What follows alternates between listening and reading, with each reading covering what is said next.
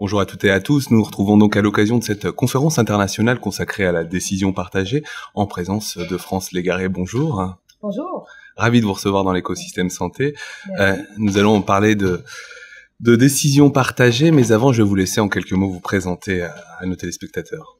Alors bonjour tout le monde, je suis très heureuse d'être ici à Lyon avec les collègues et les amis français, mais aussi de partout dans le monde. Donc je suis France Légaré, je suis médecin généraliste au Québec, en fait dans la ville de Québec, depuis maintenant 27 ans et je fais toujours de la clinique et je vois des patients dans un milieu qui s'appelle une unité de médecine familiale, donc aussi un milieu dans lequel nous avons des obligations pour enseigner aux futurs médecins. Je suis depuis plus récemment une chercheure clinicienne, donc mes travaux de recherche portent sur comment on peut aider les équipes de soins, les médecins, mais aussi les infirmières et les équipes interprofessionnelles à donner des meilleurs soins et à aider les patients, les patientes à comprendre des options pour qu'ils puissent faire pour eux-mêmes leur meilleur choix. Et donc, je détiens une chaire de recherche du Canada de niveau 1 sur la décision partagée et l'application des connaissances, puisqu'il y a un lien très étroit entre la décision partagée, où le patient fait un choix informé, qui est congruent avec ses valeurs, et l'application des connaissances. Puis je rajouterai une autre entité avec laquelle j'ai aussi une responsabilité qui me semble importante à mentionner. Donc, le Canada vit dans ce qu'on appelle la stratégie de recherche axée sur le patient. Et chaque province canadienne, dont le Québec, a une unité de soutien à la recherche axée sur le patient. Donc, il y a cette unité-là pour le Québec. Et moi-même, des collègues, une grande équipe, avons la responsabilité du dossier de l'application des connaissances dans ce cadre-là. Donc, je voulais mentionner ma contribution à l'unité de soutien du Québec. Alors, quelques questions au cœur de ces débats, de cette conférence. Mais avant tout, j'aimerais que vous puissiez, en quelques mots, rapidement, si vous aviez à expliciter auprès des patients, des aidants, mais aussi des professionnels de santé, qu'entend-on par construction de la décision partagée? Très bien. Donc, en fait, il faut comprendre ça de façon un peu plus large, en ce sens que la décision partagée réfère surtout au fait que on a voulu déplacer de ce qui était perçu une prise de décision uniquement par le médecin ou les équipes traitantes, puisque de plus en plus on travaille en équipe, vers justement le fait de pouvoir habiliter, redonner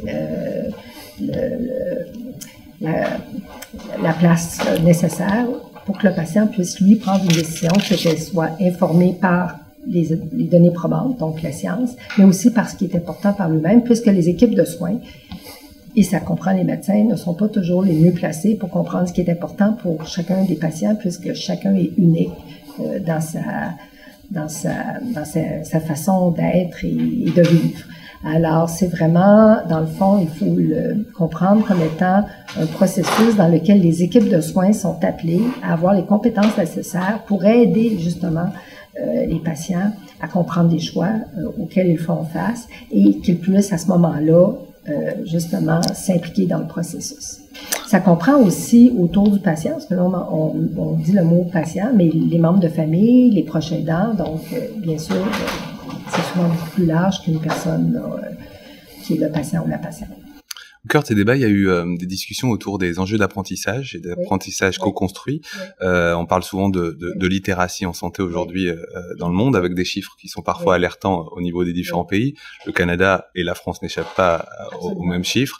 Comment placer ou replacer le développement de la littératie en santé au cœur de ces pratiques de construction de décisions partagées? Donc, et c'est pour ça que j'ai fait aussi le lien, que j'ai désiré faire le lien avec ce qu'on a comme grande ambiance au Canada, qui est la stratégie de recherche axée sur le patient, puisqu'on peut aussi, dès notre réflexion sur la recherche, co-construire avec les patients des questions de recherche qui sont pertinentes. Et donc, au niveau de l'enseignement et de la formation, on peut donc aussi s'informer ou en fait amener dans les équipes de réflexion les patients eux-mêmes pour s'instruire auprès d'eux de ce qu'ils considèrent être des priorités ou des éléments qui seraient importants de mettre dans la formation des futurs professionnels de la santé, y compris les médecins, et donc de contribuer à la mise sur pied de curriculum de formation qui serait beaucoup plus en lien avec ce que les patients et les patientes désirent avoir comme expérience de leur trajectoire de soins. C'est d'ailleurs une autre notion qui est très importante. En Amérique du Nord, on fait référence à quelque chose qui s'appelle les 3 grands objectifs. Malheureusement, venant de la langue anglaise, le triple aim. Donc, les 3 grands objectifs dans lesquels, de plus en plus, on cherche à améliorer l'expérience patient de leur perspective. Donc, c'est à eux de nous indiquer qu'est-ce qui, en soi, fait une meilleure expérience de leur perspective du système de santé. De s'assurer aussi qu'il y a des indicateurs populationnels qui s'améliorent.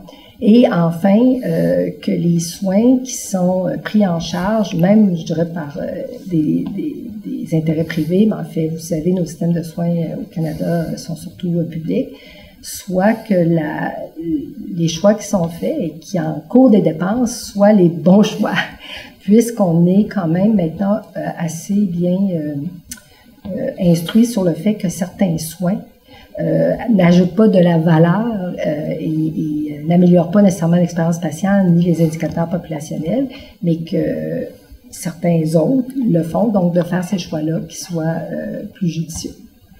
Alors, pour conclure, mais en tout cas, il me semblait incontournable au vu de vos travaux et du thème, hier on a participé à un workshop qui était consacré à un nouveau paradigme qui est celui de la e-santé et du développement des outils digitaux.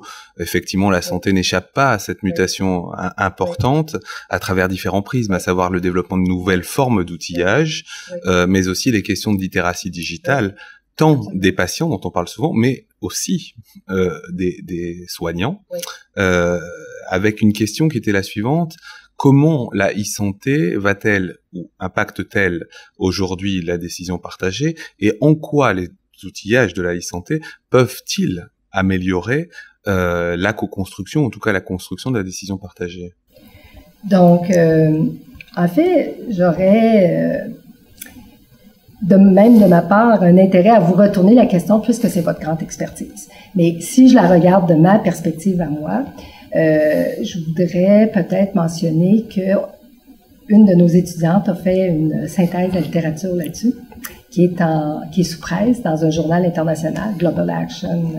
Donc, je voulais juste vous dire qu'il y aura des choses peut-être écrites là-dessus plus tangibles. Mais notre compréhension de la contribution de la e-santé, c'est probablement de démocratiser encore plus, possiblement, l'accès aux différentes approches pour promouvoir la décision partagée, bien sûr en comprenant qu'il faut que la e-santé elle-même soit accessible, parce que souvent les clientèles qui ont des problèmes de littératie en santé, pas toujours, mais peuvent être aussi des populations plus vulnérables qui n'ont peut-être pas accès à de la technologie. OK? Donc, si ce n'est plus une barrière en soi, je crois qu'il y a un fort potentiel pour la e-santé de rendre encore plus disponibles les outils qui seront nécessaires pour faire des choix éclairés en santé, peut-être même de former à distance. Vous parlez de la co-construction avec des clientèles. Vous savez, au Canada, nous avons des très grands territoires. Et dans les projets que notre équipe mène, c'est pas rare qu'on va faire 5 à 7 heures de voiture pour aller dans un village.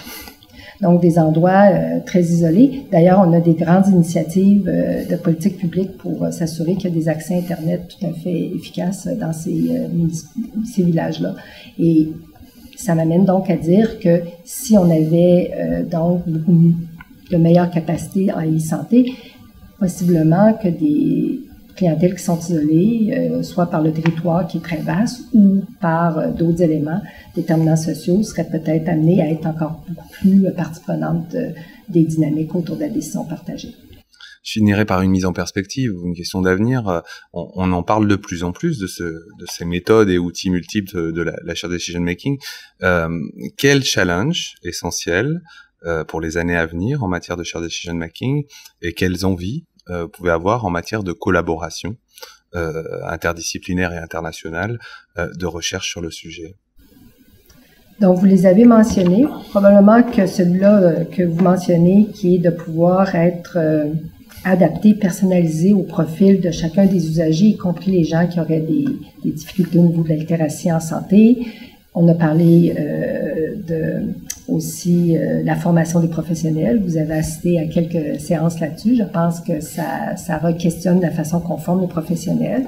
Puis vous avez mentionné un autre élément très important, puisqu'en tout cas, dans le contexte où j'évolue présentement, les équipes de soins sont très interprofessionnelles, donc de penser la formation différemment pour que les différentes professions puissent acquérir les compétences nécessaires précocement. Puis le quatrième que vous avez aussi mentionné justement, c'est la contribution de la e-santé dans l'ensemble de ce dossier-là. Écoutez, ravi de vous avoir accueilli pour cette discussion, France Légaré. Merci à vous. Merci Bonne continuation pour cette conférence. Oui, merci, je vous remercie.